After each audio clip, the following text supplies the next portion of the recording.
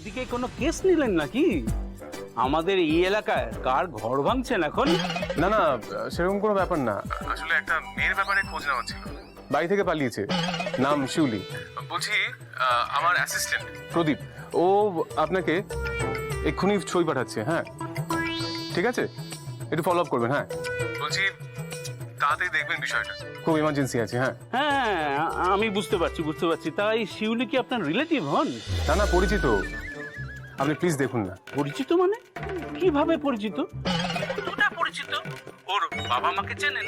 তাদের ডিটেলস, মেয়েটা কোন পরিস্থিতিতে পালিয়েছিল, এই সব না জানলে আমি তো কাজ শুরু করতে পারবো না। তাছাড়া আপনি উকিল মানুষ, আপনাকে কি আর বোঝাবো। পরিচিত মানে? আরে কাব্য বাবু, আমি আপনার কত পুরনো পরিচিত, সব খুলে বলুন। আচ্ছা, মেয়েটার বাবা মার বদলে আপনি পুলিশ কমপ্লেন করছেন, মানে আমি জানতে চাইছি মেয়েটা কি আপনার সঙ্গে কিছু? এই শিউলির সঙ্গে আমার আজকে বিয়ে হওয়ার কথা ছিল, ছাত্রাতলা আসার আগেই পালিয়েছে। পেয়েছেন তো? সব উত্তর পেয়েছেন?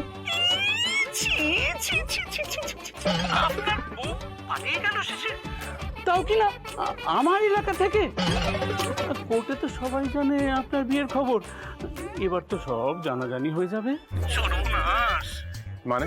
না মানে আমি কাউকে বলবো ভাববেন না, কিন্তু দেখুন আপনি কোর্টে গেলে সবাই আপনার বউ দেখতে চাইবে, কিন্তু আপনি দেখাতে পারবেন না, তখন তো সব সত্যি কথা বলে দিতেই হবে, তাই না? দেখুন, আপনি এইসব নিয়ে না বেশি ভাববেন না, আপনি মেয়েটাকে খোঁজার ব্যবস্থা করুন প্লিজ। সে তো করবো খন, কিন্তু আপনার বিয়েটা হলো না, এটাই তো আসল চিন্তার বিষয়।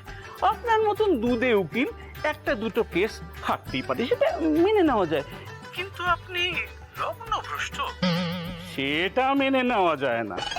এই শুনুন,